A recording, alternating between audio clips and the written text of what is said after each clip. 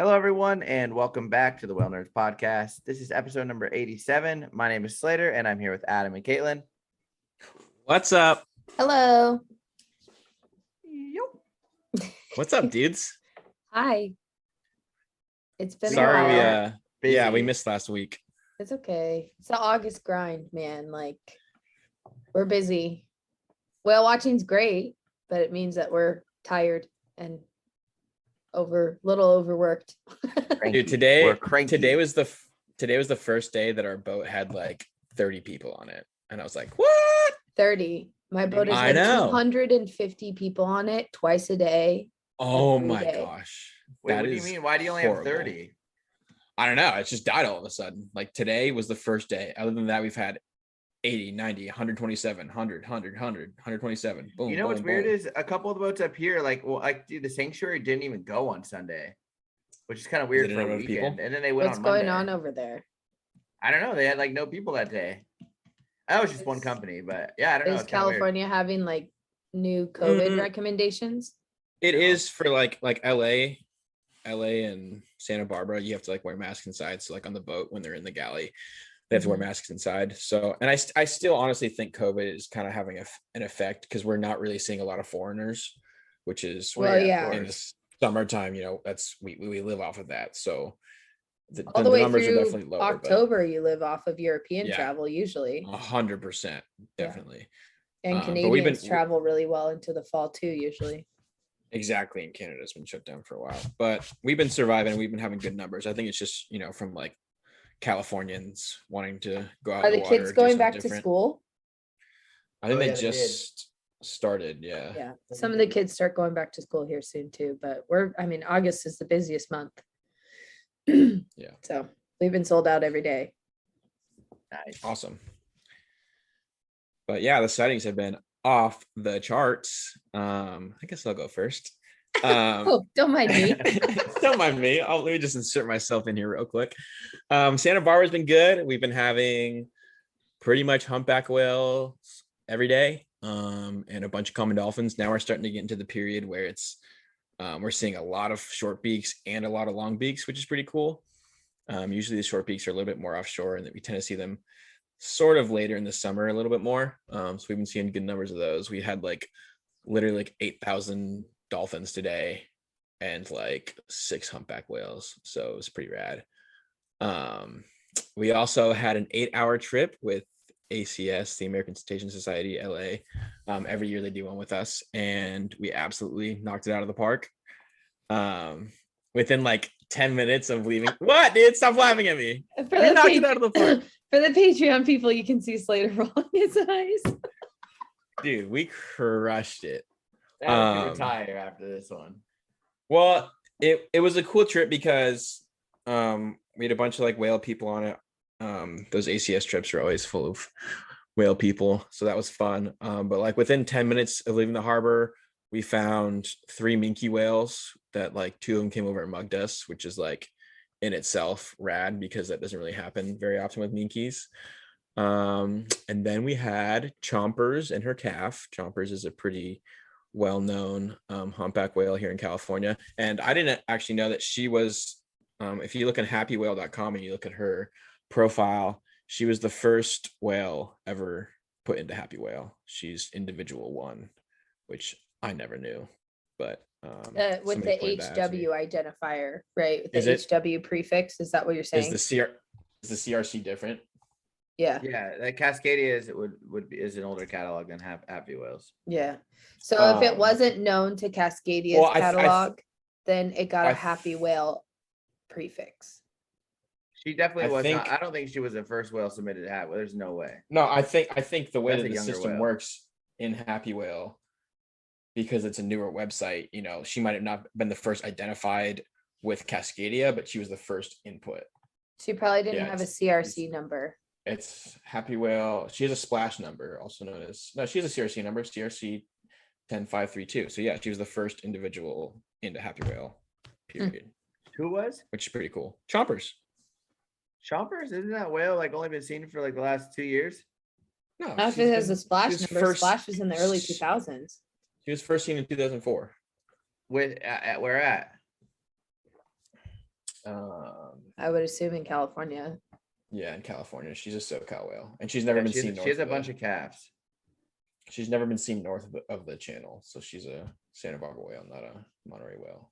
But yeah, so we saw her with her calf, which is super awesome. And actually, last year when we saw her, she didn't look very good, and we got some photos this time that looked like she might have been entangled. Mm-hmm. There's some white scarring at the base of her peduncle, so we think that might be why she didn't look that good last year. But this year she looks great. She looks healthy. She has a new calf with her this year, so that's super cool to see her. It's interesting to think about the entanglement, and she was pregnant last year. She looked that poor. She must, exactly. And she was pregnant. Yeah, it's super interesting, and everybody was really concerned because she really didn't look that good. But then this year she popped up with a calf, and she looks a lot better than she did last year. So that's good. We're psyched about that. So yeah, on that ACS trip, we also had a really cool sea lion munching on a mola. That was awesome. He was throwing him like a frisbee everywhere. Yeah. And then we went to San Miguel Island. Dude, they are mean. They're ruthless. And then we went to San Miguel Island, which is pretty cool. One of the lesser known of the Channel Islands. It's pretty far out there. And on the backside of San Miguel, we had a couple different humpbacks, and then we also ran into some killer whales, which is super awesome. We don't see them very often in Santa Barbara, usually like 2 or 3 sightings a year. So we found some killer whales. Those were the 39 A's, and they approached the boat a couple of times. We're super friendly with the boat, and it was a freaking awesome trip. Everybody was stoked, and you can't ask for much more than that after spending 8 hours in the water. We also had a couple more humpbacks that were breaching and stuff. But interesting fact, or I guess a little fun fact, is that same pod of killer whales is a pod of killer whales that I saw with Slater only like 5 days before. Which is why Slater was rolling his eyes. Yeah. It's different, dude. We only see killer whales like 2 or 3 times a year in Santa Barbara. You guys see them twice a month. I'm so sorry for all the killer whales I showed you in one day. It wasn't good enough. Listen, there's a maybe I needed to travel further away to see them. It wasn't the 28 miles we drove to see them for you. No, yeah, we definitely did like 45 miles in the Condor. So you need to be further away from home. Pardon us. Yeah, jeez. Just you can't make Adam happy. If I was freaking out with the killer whales with you, you'd be like, Katlyn, shut up, film. I'm gonna start off my sightings with that day. Let's go out of the harbor, and I'm sure there were some humpback whales that we passed on our way to about, I don't know, eight blue whales, I think, around the area. But then we didn't find any of them right off the bat. First, we went into Carmel Bay where we found a leatherback sea turtle. So we started off our day with a leatherback sea turtle. That's not that great, though. Yeah, Adam just already forgot all about it. Then we went and saw a bunch of blue whales that fluked up. And then it's like, oh, we have killer whales, but they're headed south into Big Sur. All right. So then we traveled 14 miles down to see killer whales off of Point Sur from where we were with the blue whales. And now after that, we go back to blue whales, see a couple blue whales, but then we get a call from a boat that there's more killer whales up in SoCal Canyon. So then we went and saw 8 more killer whales. And then we saw some humpbacks that we just brushed off on our way into back into Moss Landing. Wow. Yeah, you get Adam to Monterey, he's like, I've seen it all. I don't care. Dude, get him to Santa Barbara. First off, the leatherback turtle beats all of the things that we saw. And you didn't even bring it up, totally Adam. Does. Hey, what's the matter with you? My sighting. I let Slater take it from there. Here, let me read the post from that day. Words cannot describe how incredibly moving today was. Yeah, look at that. You need to say on Instagram, but you can't even say it to my face. Dude, I'm sorry, dude. I love you, Slater. Romance. They're having an argument. Oh, he's not my boyfriend anymore. We're breaking up. Oh man, I'm literally and Slater's gonna be like, we never were. I'm not taking Adam to whale watch no more. Wow, dude, come on. All right, boys, be nice. Well, that was like the second day because I was up in Monterey for like 4 days, and every single day was incredible. But the day after that, every single day was nothing to report here. Yeah, I had to do my Santa Barbara sightings. I was gonna let Slater do it for Monterey. The next morning, we go out and we jammed straight to the blue whales because we wanted like to get there before like whale watch boats got there and stuff. And it was super calm in the morning. I'm pretty sure we pulled into the area and there was like 2 pairs that popped up at the same time. I don't know. I don't know what day it was which. There But there was was. like No, there 7 was. blue whales that popped up all at the same time. And they were Yeah. all around us. And they all had like 5-minute dives. So there was never really a moment without blue A whales. whale up. Yeah. And we had a cow calf pair in there. We had one whale that like came right next to the boat. It was super cool. And then Adam had to go to the bathroom. So he's like, we got to go away. And I'm like, okay, so we're going to leave all these blue whales. And so then he ended up holding it. And we went up to SoCal where we had what, Adam? Like 5 or 6 humpbacks all feeding together with 6 sea lions. humpbacks in gorgeous weather. Like the sky, the fog had lifted. Laying down on the boat, listening to the blows of the humpbacks. Dude, it was so magical. It was like perfect sea conditions. The fog had lifted. There was 6 humpbacks, and they were just like, it was so. And then at one point, we were the only boat there because there was so many humpbacks that other people run other groups of whales. So it was just us, and we were just hanging out. It was just awesome. Yeah. It's still gonna be this good in October for our trip, or what? Dude, for sure. Yeah, it is. So the last 7 days, I took yesterday off, but every single day we have had 10 to like 15 humpback whales within 2 miles of Moss Landing.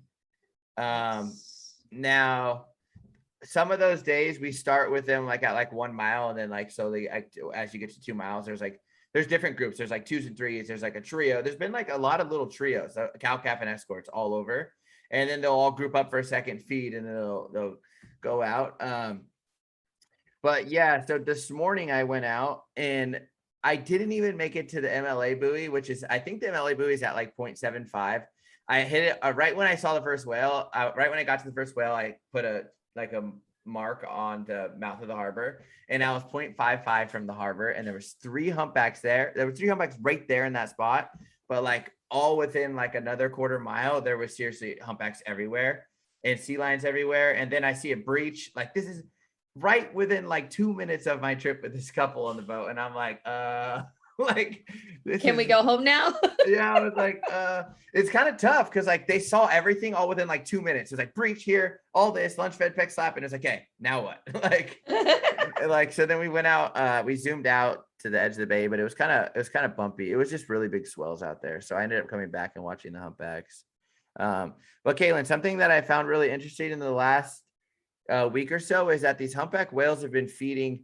They like start inside the canyon, and then all the sea lions and humpbacks slowly push the anchovy school, which now the anchovy school is the whole canyon, but they slowly push it off into like shallow water, and you'll watch it. It'll literally be like, you'll watch on the sonar, be like 125 feet, 100 feet, 80 feet. And then right when they get to 70 feet, it's just like lunge feeding madness, which they were doing it the whole way in there. But like once they get in there, it's like, that's where they finish the school off. And it makes sense if these schools are 200 to 500 feet deep, right? Yeah. And then they get it into 80 feet of water. The school is pretty much from there to the surface. Yeah. So, from the bottom. So does it seem like they sort of partition off one section and they push it up and in to shore and work it until it's gone, and then they go back out and start again? Wait. Yes. Yeah. Exactly. So, and then they would feed, and then they would turn back. They would all spread out, go find a new school. And it was weird. Like whatever humpback found it, you would just see all the other ones angle and turn right to them.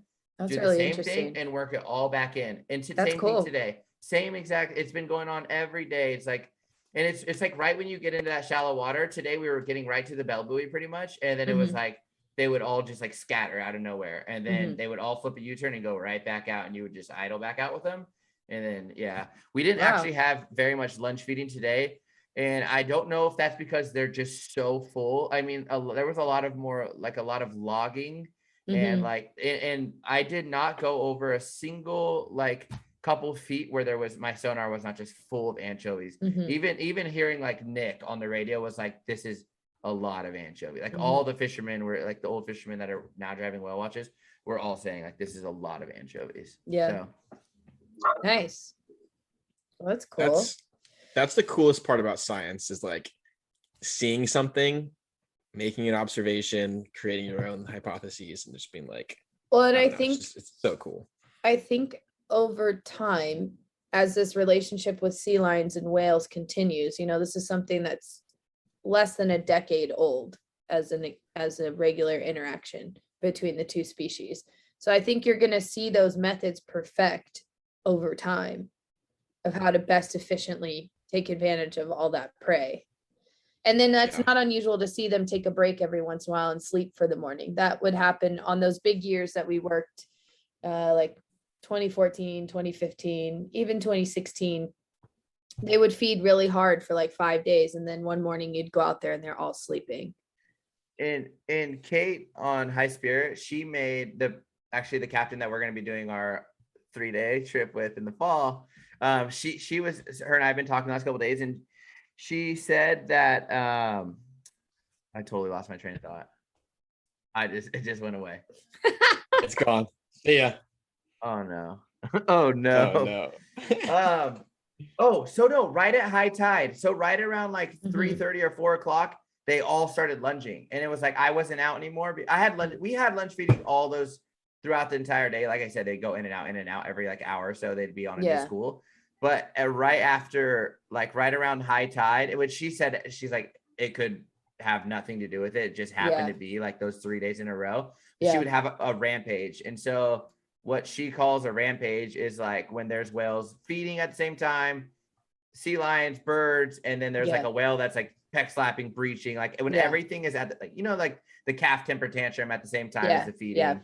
And so that was happening in the afternoons almost every day the last week. So right at that time. So I don't know if that's kind of what's going on, the tide, because when I get out there early in the morning, they seem to be feeding right when I get there, and then it slows down for a little while. Then like I wonder if it more has to do with the light.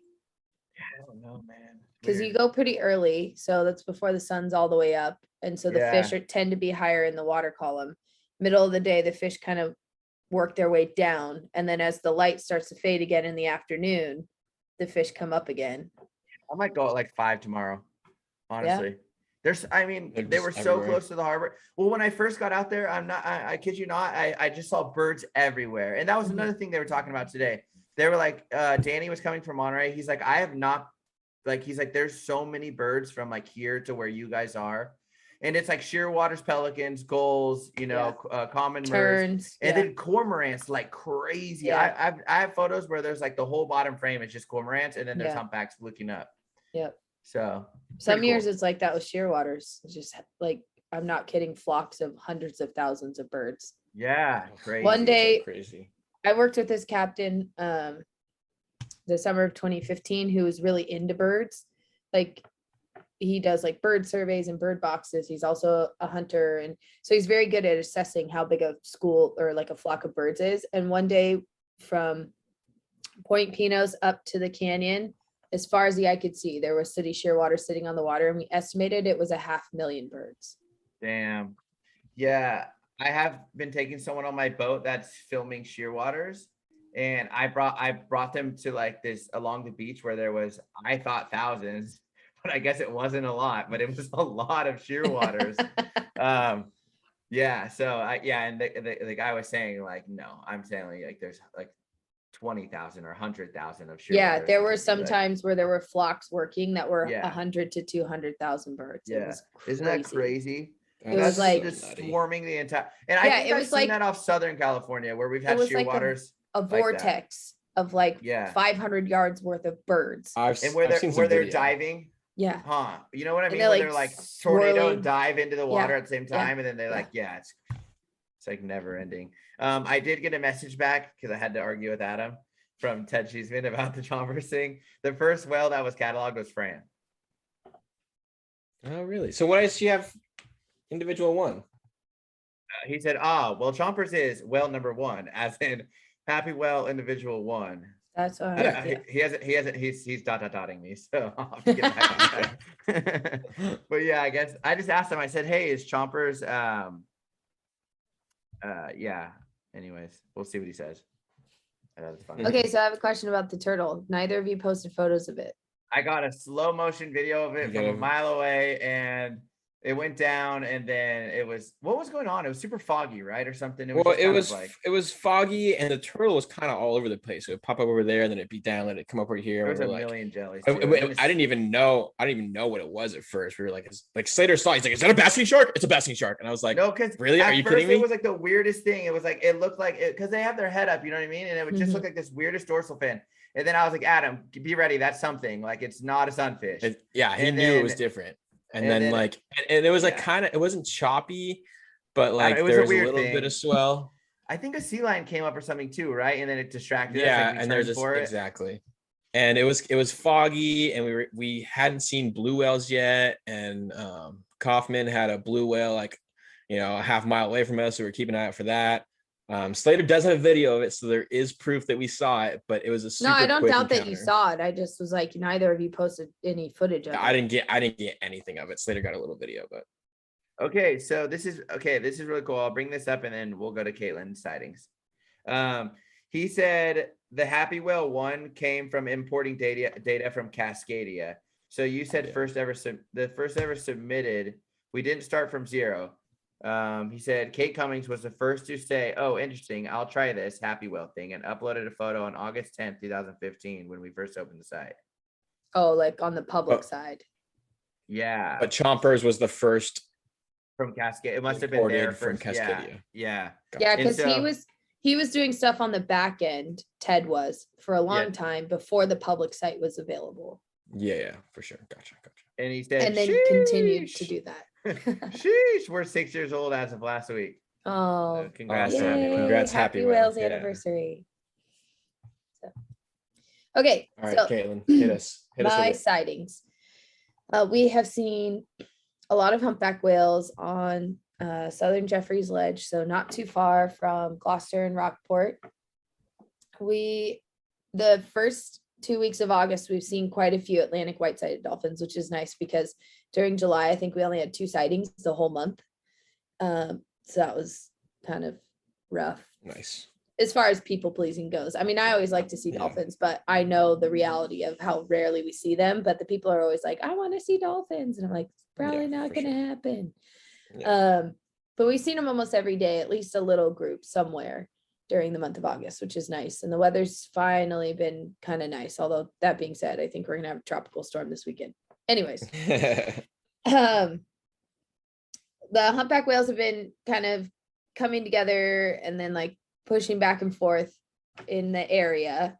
And we've had a couple like really long-term groups that have stuck together, which is really interesting. So we've had 2 individuals, Spoon and Chromosome.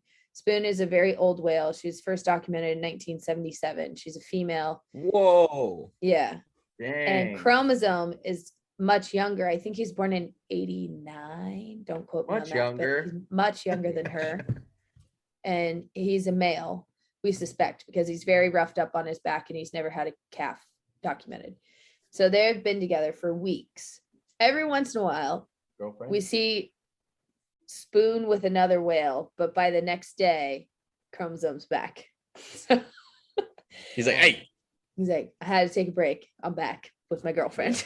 I don't know. Yeah, they got in a fight. I had a little Yeah. rendezvous. She So took then- some of my herring. No, what do they eat? They've been eating, I think, herring and mackerel mostly. Okay. And then we've had another pairing. Well, it was a group of 3 for a long time. It was Valley, who's a known female, been seen since 1985. And then 2 suspected That's males, crazy. Sword and Jawa, who one of them is older than her and one of them is younger than her.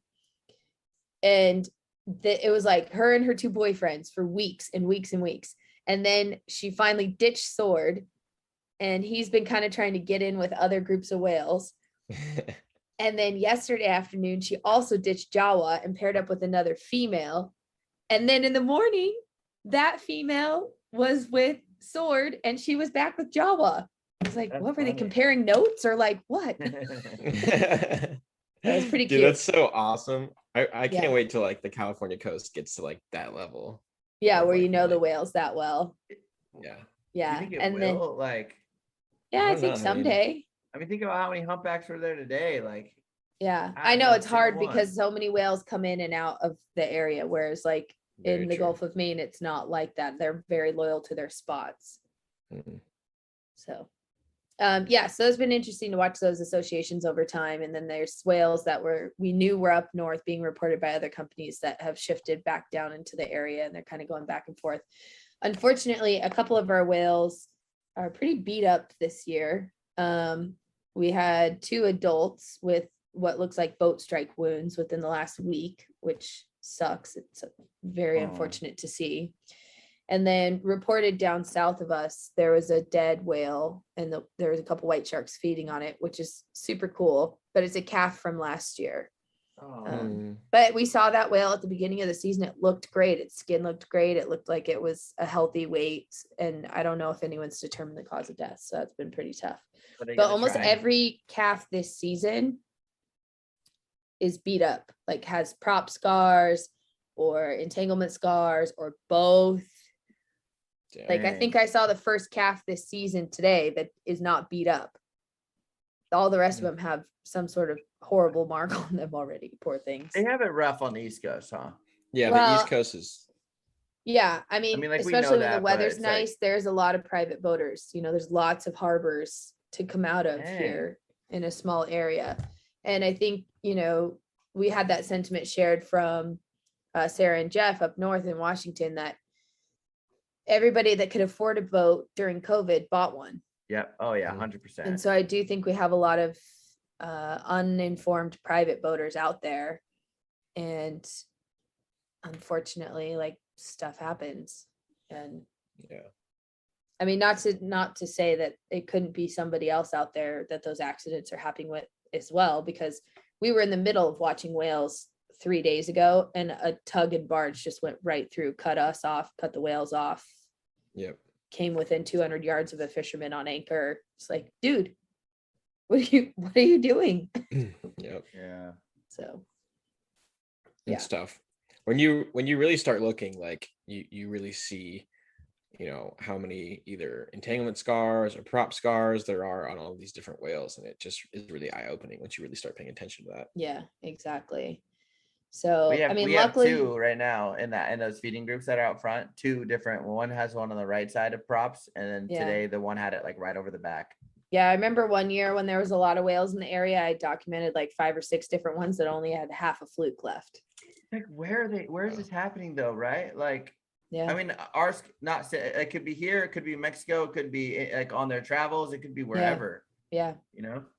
So, unfortunately, I think a lot of the half fluke ones is like long line or monofilament line just gets wrapped so tight it just cuts off all the blood flow and literally cuts off that piece of their fluke. Yeah, last year we saw one blue whale with a half fluke, and then we saw probably 4 or 5 different humpbacks with half flukes.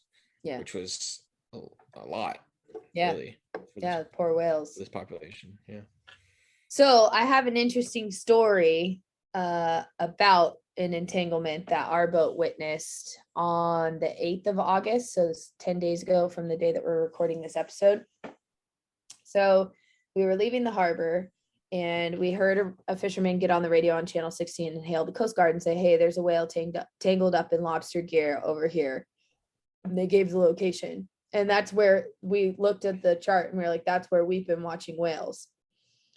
And so we were already picking up speed and headed that way. And I said to Johnny, I said, we're going to go over there, right? And he's like, yeah. So I called Center for Coastal Studies, who's our disentanglement network team in Massachusetts. And I said, we don't have a lot of details because the fisherman didn't give a full report on channel 16, but we just overheard this on the radio. I'm sure the Coast Guard's about to call you. It's a very nice day out. So if you want to start to get ready to go, we will be there in half an hour and we can confirm the situation for you. That way you're ready to go as soon as we say, yes, it's an active entanglement. So we get out there, we find the whale. We could see it from a mile and a half away because it's got a bright orange, huge poly float, and it's thrashing around. So before we even get to the whale, I call Center for Coastal Studies back and I say, hey, it is indeed a humpback whale that's entangled. We see it right now. Here's our location. We'll update you when we get caught up and see what's going on. So they started to pack the boat and get ready to launch. And when we got there, it was a calf. It was a Jabiru's calf. And this whale is the one that already had that really tight rope wrapped around it, that really ugly deep scar. I think I talked about it on another podcast episode, because for weeks no one was sure if the rope was still in there, and it was growing and growing and growing into the entanglement. And so it has like this really deep wrap scar around its torso, which I do think came off. But now this poor whale's entangled again. The calf? Yeah, the calf was entangled Is again. the mom And around? the mom was there, and she's like touching the calf. She's so close to it the whole time. And I was like, oh my God, now she's going to get entangled too. Like, this is not Oh, good. I wonder if that's happened. Oh, I don't want to think about it. Yeah. So then they're swimming in circles and swimming in circles and swimming in circles. And the calf is just thrashing and breathing really hard. And the mom's trumpeting. And it's just like, it's so hard to watch. And so we're trying to take pictures and videos and figure out like, where is the line on the whale's body? Because we can see it coming out underneath and the buoys are out behind it. And finally we see that it's draped over or wrapped over the left pectoral flipper, but it doesn't seem to be anywhere else. And how fast the calf's moving, I'm like, it can't be that many pots, like, because it's swimming pretty fast, but it's swimming in a circle. So like maybe it's just stuck there swimming like on a leash. Yeah. So we talked to the other whale watch boats in the area, because we're like, we're not going to spend our whole trip on this. This is like so horrific for our people to watch. Yeah, Like, people are crying absolutely. on the deck. The naturalist is trying not to cry on the microphone. So we get photos and videos, we give an update, and then there's other whales like less than a mile away. So we go look at the other whales and keep an eye on them in the binoculars, because CCS is on their way to the whale. So we're winding down towards the end of our trip. We have a phenomenal trip. We have like Valley and Sword, who were an item before Valley and Jawa. This was 10 days ago. We're breaching and peck slapping, and then we saw dolphins, and then we went back over to follow up with Jabiru and Calf, and they hadn't really moved, like less than a quarter mile. So we're like, cool, maybe this whale's still dragging gear around, which totally sucks. It had a lot of chafing on its tail stalk, so it was bleeding when we saw it. And at one point, we were like passing back and forth between a couple boats. A private boat tried to go in there and pick up the buoy. Ugh. And we were like, no, stop No, touching that's the it. Like, last thing get you wanna out of do. there. So then it was a little bit of a bully move, but we just like slowly crept up on the Cut 'em private off. boat until they got spooked and drove off. Good, as you should. And we called Center for Coastal Studies and like, you need to hurry up, because people are like, it's Starting a to mess busy with it, day on the yeah. water. People are starting to get interested and want to intervene. And we want you to be the ones that intervene, obviously. So we're running out of time. We're trying to make arrangements with another boat to babysit them until CCS gets there. And the calf takes a really hard turn at the boat very quickly, and we can't get away from it. And it swims under the bow. And it comes out the other side, and the gear comes out the other side. And then it immediately turns and swims at the stern. And like, we can't move because it's all happening so fast. This is happening in less than 60 seconds. It goes under the bow, turns and swims to the stern. It comes out the port side of the boat, starts swimming up towards the bow again, fast. Like, you can see its tail slapping as it's swimming so hard at the surface. And I have a video, which is like most of the time the whale's out of the frame, because I'm looking at the whale and you can hear me say like, where's the gear? I don't see the gear anymore. And I was like, I turned away from the camera. I was like, John, where's the gear? And I was like, I think the gear's gone. So I turned off the video and I said, don't move the boat, because I don't know where this is. And I think it might be like near Off a our whale. propellers. So I don't want to get the gear sucked up in the boat. So I run downstairs and I see people starting to look over the side. So I yell back at one of the other mates and I'm like, tell him to not move the boat. Do not put the engines in gear. And I go down to the corner of the stern, and the buoys are stuck to the side of the boat. Oh my God. So I ran and grabbed the gaff. What? And I gaffed it Isn't that and crazy? pulled it up. And it must have been like just a little bit caught on the rudder, or just caught on the corner of the stern the right way, and pulled off the whale. Wow. So the whale freed itself using the boat. That's super. Do you think it was like a conscious, like, do you think it was an accident that it happened? Do you think the whale actually was like trying to free itself? Like, I don't have any proof, but the mom kept making it swim in circles, which was making slack in the gear. And then when it swam under the bow and immediately turned and swam back towards the boat, what I think the whale felt was the buoys pulled away from the flipper because it was scraping along the bottom of the boat, and was like, I'm gonna try this again. And then he went really fast. Yeah, and then it went under the stern. The gear got stuck to the boat and pulled off the whale, and the whale just took off because it was like, yes, I'm out of here. And the mom went Wow, with it. Caitlin, saving whales with your And boat. it's like With the their exact brain. it's like the exact thing you don't want to have happen, right? I've Oh, seen a private 100%. boat swim between the gear and a whale and get stuck to the whale during an And then active the- disentanglement effort, which Oh my like totally gosh. complicates the situation and makes it way more Everything. dangerous.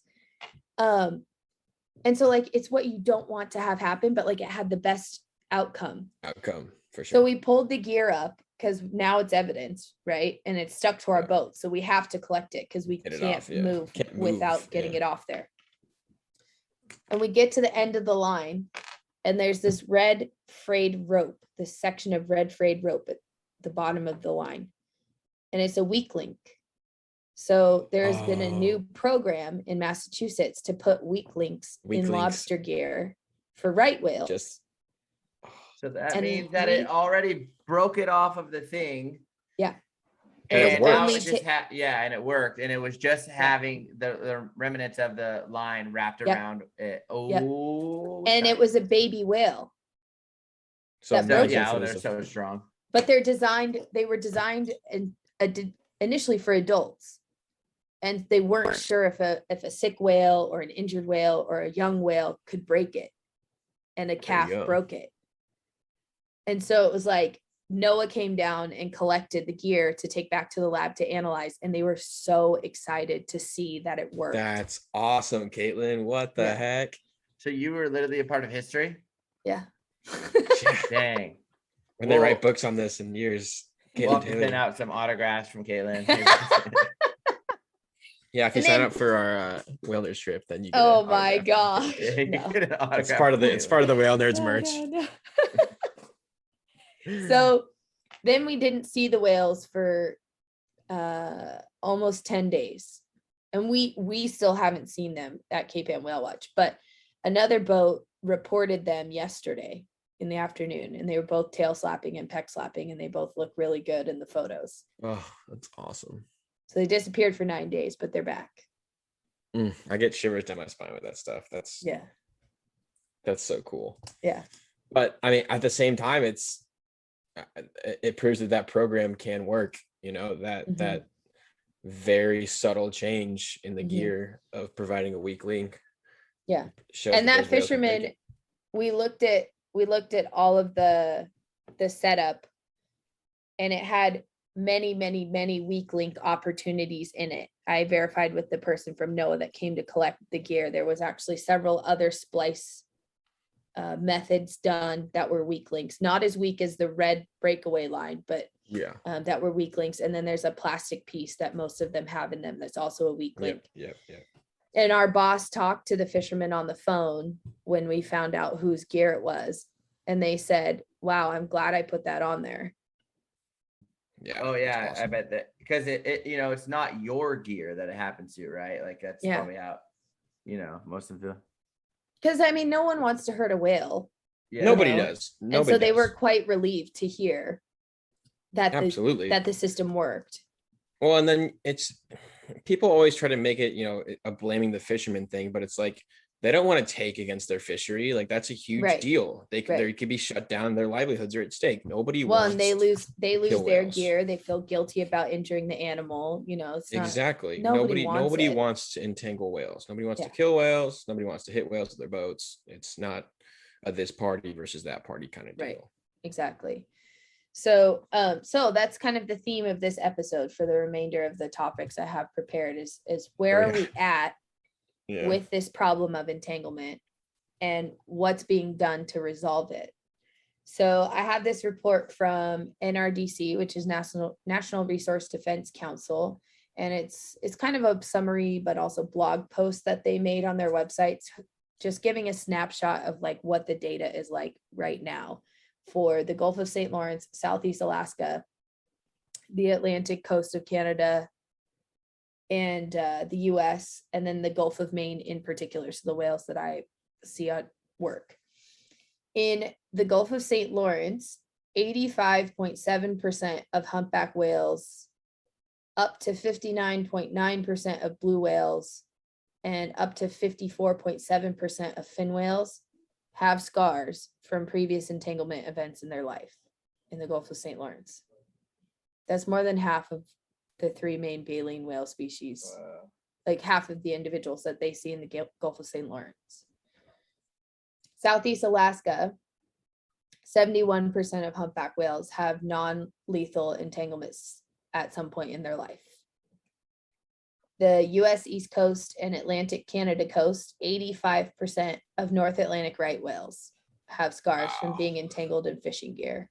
And over half of those have scars from more than one entanglement event. And then the Gulf of Maine, where the whales that I work with, 64.9% of humpback whales have scars from previous entanglement events. That's a lot. That's a lot of whales. And there is some science to support that it's the equivalent of the amount of stress of a migration while pregnant. So like with chompers being entangled and pregnant, it's like twice the amount of stress. And then they also think that the reporting is only capturing 6% of what's actually happening in the ocean. Wow. So this report, which I'll put the link to, also has the papers and summary reports from the different government agencies that aided in this research. So if you want to comb through the actual papers for all of those locations, that is available at the link in the NRDC post. And they have some really nice graphics that really demonstrate the issue as well. But like, it's definitely a big problem, right? So when you look at the Gulf of Maine, what happened this past year is, especially for the North Atlantic right whale, it's just like it's getting very dire. So in March, there was a news story that covered the distribution of the breakaway line, which is what we saw on the entanglement with Jabiru's calf. So in the springtime, the state of Massachusetts, the Massachusetts Lobstermen Association, the Lobster Foundation of Massachusetts, and then like when I say the state of Massachusetts, that's the Division of Marine Fisheries, so like their version of Fish and Wildlife, they came together to collaboratively fund and distribute breakaway gear to fishermen for the start of the season as they prep their gear. So they had 2 types. They had it's called like a finger trap. It's like a sleeve that they can tie into their gear. Or there's these weak ropes, which are red in color. So when the NOAA lady came to collect the gear, she's like, I can't say 100% that this is one that we passed out, but this is the type that we said they need to use for the program. And it breaks at 1,700 pounds of force. And it's supposed to be at 60-foot intervals in the buoy line. And the gear was tested and funded by Massachusetts Environmental Trust, and it was demoed last year by some of the like early adopters of this new gear configuration. And most of the program was put together for right whales. So seeing this happen with a baby humpback whale was some pretty good reassurance that there's a good chance that this could work. Yeah. With right whales. However, I will say we did have an adult humpback whale get entangled in gear through her mouth, and she dragged it around for like a week and then got wrapped in more gear and was anchored in place. She was successfully disentangled, but she was unable to break the gear. I don't know if the weak links were in there or not. We don't have that information, but there are still whales getting entangled this season off the coast of Massachusetts that did not break free. Gotcha. So, and it's all situational, I think. Like if it's not the right tension, if it's not the right direction of force, maybe it won't break. But yeah, at least some of them are now having a better chance. Exactly. So, and then, okay, so we're doing weak links, we're doing gear modifications, but what if we just didn't have any ropes in the water? Yup. And so there's a study that's being done by Woods Hole, and there's many prototypes out there. There's many options for ropeless gear that are coming very close to being online and commercially available. Yeah, but we had that we had that guy on one of your 8 hours, right, Slater? That was a part of some program. Yeah. Yep. I don't know the name of the program. Was He's it the actually supposed lift to bag email me. model one?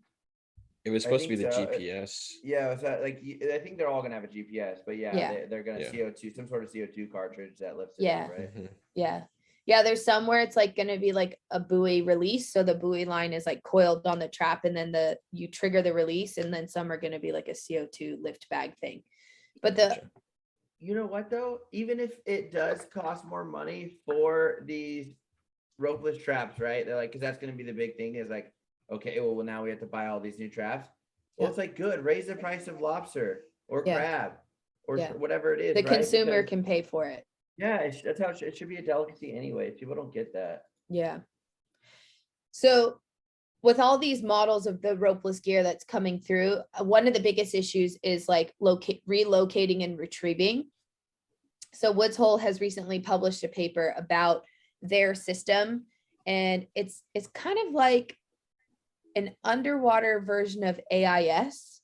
So if any Mhm. of you that are listening to the podcast know what AIS is, there's two options that you can have for your vessel to transmit its location via satellite. Mhm. It can either be, I think it's class A, it talks directly to the satellite all the time, regardless of location, or it can be class B, which is in a coastal relay. So your vessel talks to other vessels that are class A, and then the class A vessel sends your information to the satellite. So if you're too far away from a class A vessel, you won't transmit on AIS.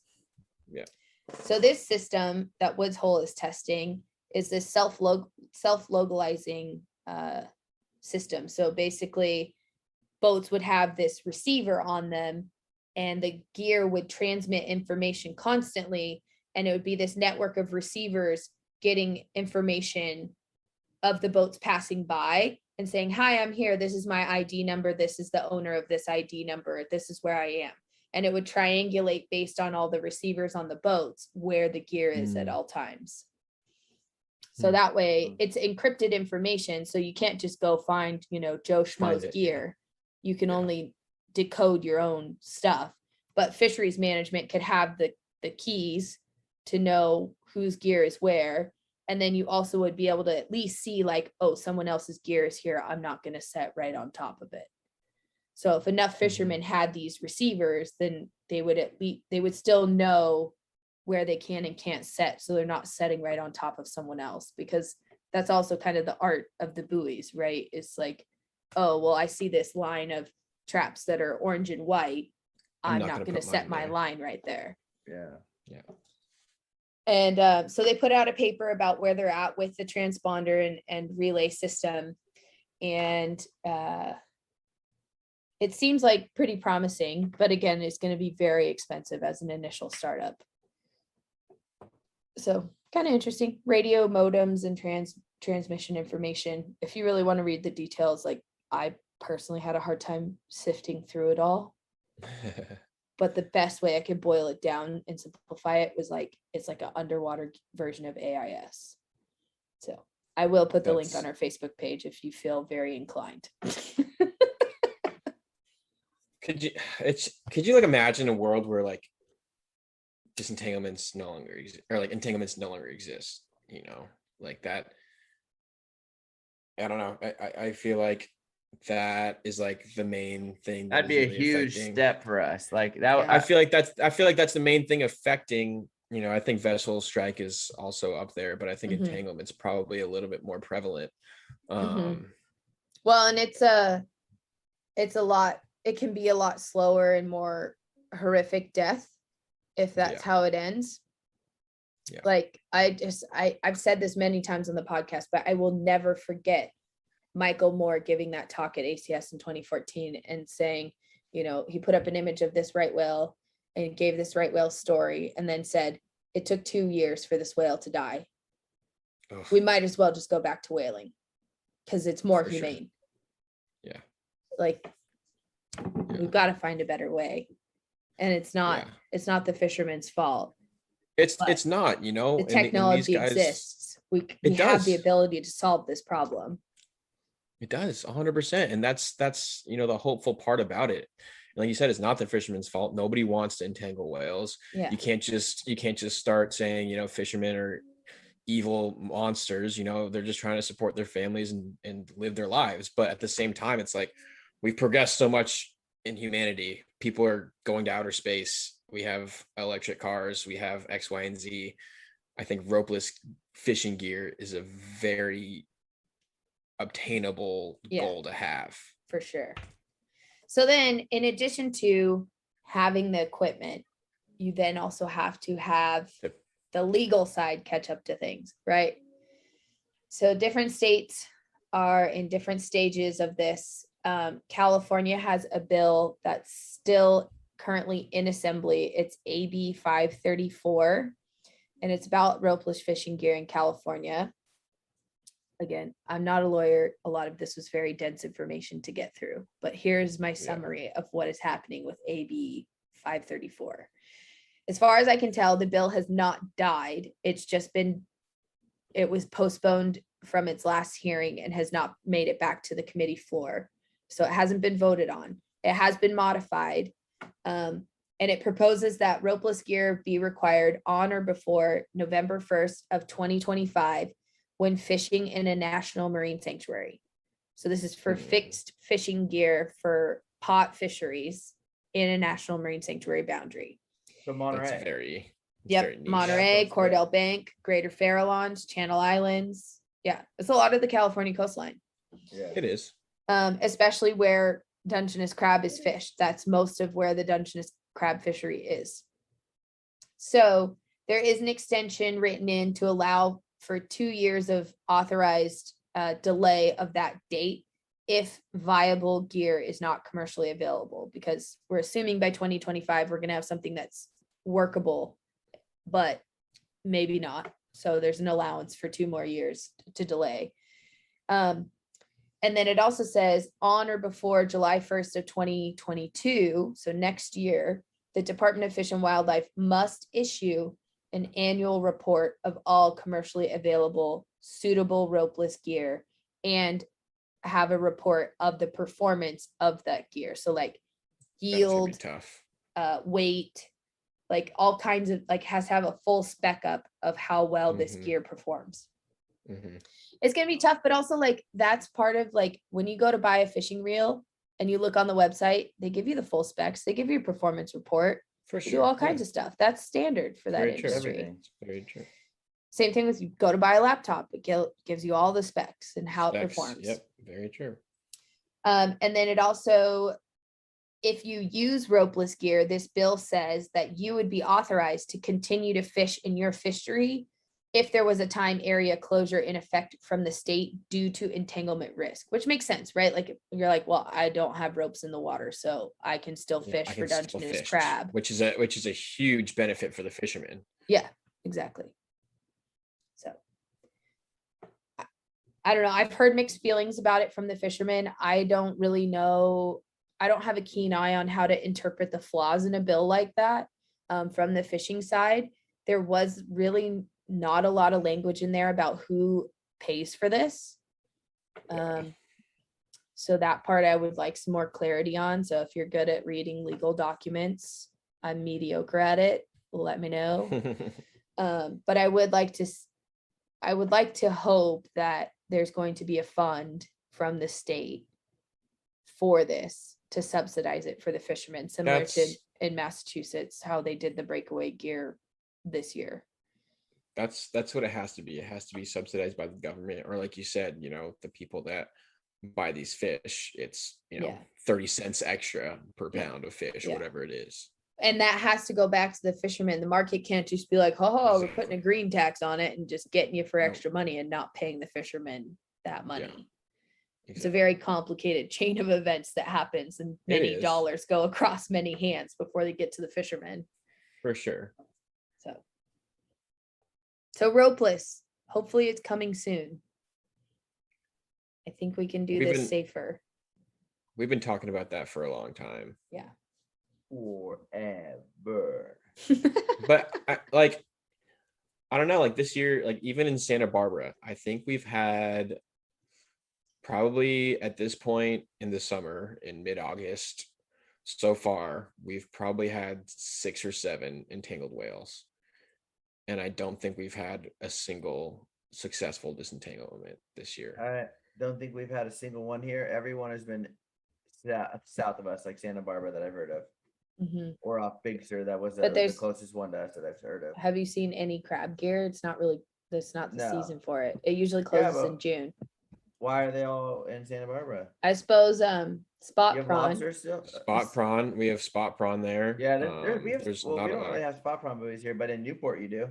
Down in Carmel Bay and Yeah, we saw some. off when we were Big looking Sur, at you'll leatherback. see some, but it's not a huge Yeah, we- fishery. We in did Monterey. have, we had at least one calf in spot prawn. We had one calf in Dungeness. We've had a couple different whales in different gear. But it's been a rough summer here. And usually, like, we'll have a couple of successful disentanglements is, usually what our summer looks like, but we haven't had a single one this year, Yeah. which really sucks. We had one calf that showed up off of the Gaviota coast with its mom, and we thought it was stuck to the bottom. And Dave, my boss, flew a Coast Guard helicopter over it, and it appeared that it was stuck on the bottom. And so the next day, everybody was ready, got all the NOAA boats, all the disentanglement team ready. I was there to fly the drone. We're all ready to go. They did one more flight over the whale just to confirm that it was there. It wasn't there. The gear that we thought was the gear was still there. But then about 2 weeks later, we had a whale wash up dead that we thought was the same whale. Mhm. We never That got happened to fluke Slater IDs and or I. anything, Well, not with but the dead whale summary part, but remember that whale that was anchored off of 17-mile Yeah. drive, and then they It was went to gone go the out next and day. make cuts the next day, and it was gone, but there was still gear there. yeah. Yeah, where'd it go? So Who it's knows? just tough. You It's know, really tough. I think that when they wiggle around so much, sometimes they do something right out of all the wiggling they do. Yeah. Well, I If mean, it- they don't it's like, thrash if it's for no on the- reason. Yeah, if it's not in their mouth though, like Yeah. it's possible it could come off, I think. But when they're through their mouth and around a pec fin wrapped once and then over the fluke, like It's tough. Yeah. that's when it's Yeah. like, okay, what do It's you hog do? tie. Yeah, and Yeah. we had another calf right on Santa Cruz Island, like hugging probably 50 feet from the island. And it was a calf that we had seen for probably a week and a half straight. We saw entangled, and then the mom and baby disappeared, and we haven't seen them since. Yeah. So Well, we and have that's no the idea crazy. how that story ended. That's the crazy part. There's so many times where, especially in California, you would see an entangled whale, and if they didn't get telemetry on it that day, it was gone. Exactly. And it happens here after a disentanglement too. Like Valley is the whale that was anchored in place that they successfully disentangled. And after they cut her free, she was gone for Gone. 3 weeks. Yeah. And then we saw her. Yeah, I think they probably go on vacation after that. Yeah, and the same thing with Jabberoo and Calf. They were gone for 9 days. No one knows where they went, but they did come back. But there were so many nights where it was like the last trip of the day and the disentanglement the team wasn't there in California. And I was like, we're never seeing this whale again. But it's just the thing. Like, we tried to put a telemetry buoy on one this year. We motivated. We had California Fish and Wildlife on the whales for 5 hours, and then 20 minutes before we could get there and put this buoy on it, they lost it, and we spent 2.5 hours searching for the thing, and we never found it again. So it's just so frustrating sometimes when, like, and it's not easy. You have to get the right weather gap. You have to get people to stay on the whale. You have to motivate the team. You have to get everything ready. You have to get the gear ready. You have to do this, They need that, more and the other. funding for it. I think They there's a absolutely lot. need more I've funding seen for so many entangled whales in Monterey, and it's like, we got to wait for someone to come from San Francisco. We got to do this. We got to call our mom or dad. And then, like, it's like, by that time, the whale's gone. Like, they need more funding for it. Because, to be honest, if a whale boat could make a cut and it was, like, safe, it would be, or at least awesome, put but telemetry on. something. If there was a couple more because buoys around and somebody that's already on the water had one, hook it they have on a there. small boat. There you go. The other thing that I get frustrated with NOAA is the fact that, like you said, they need more funding, but you can't really do anything or record anything if you're on a NOAA boat or you're with the disentanglement team and share it. Mhm. I feel like if we were able to share more of these images and share these stories more and show the successful disentanglements Mhm. that the teams up Yeah, and down you the have to be an coast are a part outsider of, that you have to be an outsider Yeah. that films it shares or to whatever, them. you know? Yep. So Yeah. I think that also hinders their ability to create funding it and raise Yeah. awareness. And I get super frustrated with it because there's been successful disentanglements that I've been a part of that Yeah. I filmed, that I get photos of. And nope, you got to slap the permit number on there. You got to send it in. Yeah. You got to wait Yep. 2 years. And by that time, nobody cares about that whale. It's old Yeah. news, you know? So that's Yeah. super that frustrating. happened as with well, me but- in Newport Beach too, with a gray whale. Like I had a successful thing. Got the drone Yeah. over, sent them video and pictures right then on my laptop from the Western Pride to Yep. them, and they were Yep. on the little boat, and they ended up getting it. But and then they held. It was cool. They came over and held up all the gear to us after they got it. That was Yeah. really Wow. That's cool. nice. Yeah. So when the NOAA people came and collected the gear from us last week, I asked the specialist that was there, I said, can I share photos of all these weak links and splices and of the breakaway line? And they said, yes, as long as there's no, the ID numbers and the boat ID name for are the- not Gotcha. in the picture. So I would like to make a little wrap up like video or something and share it on Absolutely. Whale Nerds at some point. For sure. Maybe on our YouTube or something, to talk about the weak links, because I've also had passengers who have heard the story or were there that day and have been on the boat since then that And are they like, wanna I s- wish we could amplify this story, because this It is an incredible it's story. a good story, it had Yeah, a great for outcome, sure. and it shows that the new programs are working. So I have a platform, I have a soapbox, I'm in it, I'm on it. I'll create a little episode 87 highlight and post it on there. Cut out the part where Caitlin's talking about her encounter and everything. This was a good Yeah. This is a great episode. It's tough. I honestly think that ropeless gear, at least maybe it's hopeful, maybe it's optimistic that it's in the near future. But Well, I and like think- Yeah. I was just saying, like I was saying, imagine a world where you can completely eliminate entanglements for whales. Yeah. I mean, we need to play offense instead of just trying to play defense with disentanglement teams. I mean, I talked to the disentanglement team in Central California one time and they said, we blow through our allocated budget from NOAA on one disentanglement. Exactly. How And though? one Like, year they had 40 responses. okay, if they Yeah. already have the telemetry buoys, they already have the stuff to cut if they have all of The that, right? gas, How the- much the fuel would it Fuel, cost? insurance, fuel, Okay, updated Okay, gear, what's insurance? batteries. $1 million, training, $1,000 a year. getting trained. It's not that much money. There's no way. They both do it in one disentanglement. There's Their no budget way. is $5. tiny, tiny. Dude, fuel to run after these whales is not that expensive. Like you're talking a couple $100 if they had Yeah. to go for 5 days straight or something. Yeah. I mean, sometimes like some of them are multi-day responses. They're out of town. So then they also have to put the crew up, dockage for Think the boat about- for the think night, all about- this stuff. Think about this one we were just trying to do with the whale that was that apparently freed itself and then washed up. We had two Well, or the three helicopter different thing, that's a little different. Coast Guard Yeah. helicopters. We had the NOAA boat on standby, the big, NOAA boat. We had Dave's boat. We had 8 different crew. We had the cutter boat. We had Shouldn't it's that a just million be different Good things. Samaritan kind of thing, though. Like you're telling Absolutely. me that the Coast Well, Guard that's a sent the volunteer- bill to NOAA. I don't know if they do. They I'm s- might. Who knows? That's what I'm I'm sure saying. they Like, do. dude, that's what. The whale watch companies never do. I can guarantee you that. Yeah, And they do a lot of exactly. standing by and reporting and documenting Yeah, for free. I've been on so many trips where we just Yeah. that photo that I put up a minute ago. That's my favorite photo, and I probably wouldn't have got that had we had not found that calf that was entangled that we followed 20 miles out of the bay and then ended up coming back in at sunset and having those lunch feeding whales, Yeah. which Yeah. was in October. Just saying. Plug. Shameless plug. Shameless. Hey, that calf ended up freeing itself. So Good outcome. Just So as anyways, happy let's is go is see how- some happy hungry whales in October together.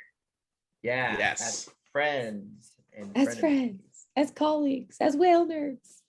Well, there you go. I mean, we have 15 spots left for our trip. So if Mhm. you'd like to book a trip with us, it's a 3-day trip, 3 6-hour whale watches with Blue Ocean out of Moss Landing. And there's a couple other fun goodies in there. We have a lecture with John Ryan, who is, I don't even know what you would say his title is, He's an hydrophone acoustician. technician, Yeah. acoustician, right?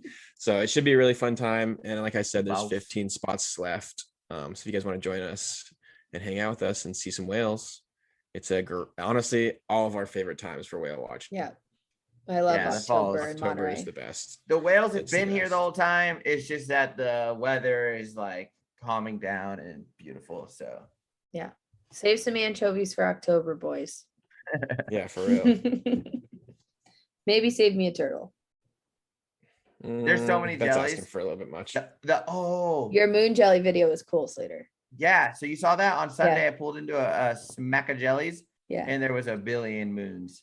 Yeah. It looked really pretty. I was The just water looked praying cool. for a humpback whale. To The swim humpback through. odds. I was like, please send a humpback whale through here. Because I have to recreate a photo of a whale swimming through moon jellies. Yeah. It looks like stars. Yeah, it does. Or snow. Whatever. Dude, Beautiful. I was just looking through my Inspire footage, and I have a blue whale swimming through a single sea nettle. They There's don't- I nothing don't like think they swimming care. through They a don't care big whatsoever. smack of them though. Like it's yeah. Imagine a blue whale, Adam, with a full like moon jellies Like a around moon the whole jellies, entire, yeah, like dude, your whole literally frame is in the moon jellies sky. Like it with a looks, solo. I'd it sell looks that like they'd print. be in One space. of one. Slater would probably call me crying and be like, "This just happened." That'd be the best. I'd print to sell print. it- I would just sell. I'd sell to it as an myself for one of NFT. one. I'd sell it to myself as an NFT. I bid on my own print. All right. Thank you guys so much for listening to episode number 87. We appreciate you guys if you made it this far. Our Instagram just hit 7,000 followers today, which is really cool. Hey, what's our secret whale of the week? Jabiru's calf. Sure. Turkeyberg. Be Jabiru. It's Jabiru? Jabiru. It's some kind of What? bird. Jabiru. Jaberoo. No, Nope. Jabiru. Jabiru. Jabiru. Yeah. Cool. Some kind of bird. All right, I don't know. thanks. Anyways, that's the secret whale of the week. Thank you to our Patreon supporters. We appreciate you so much for supporting our work every month. That really helps make this podcast possible. And if you don't follow us on social media, it's at Whale Nerds on Facebook and Instagram. We also have a YouTube. And if you could take a moment to subscribe or rate the podcast wherever you listen to it, that also really helps because it pushes it up in the suggested list for other listeners to find us. So really appreciate that if you could do that. And check out our website, thewhalenerds.com/trips to book a trip with us.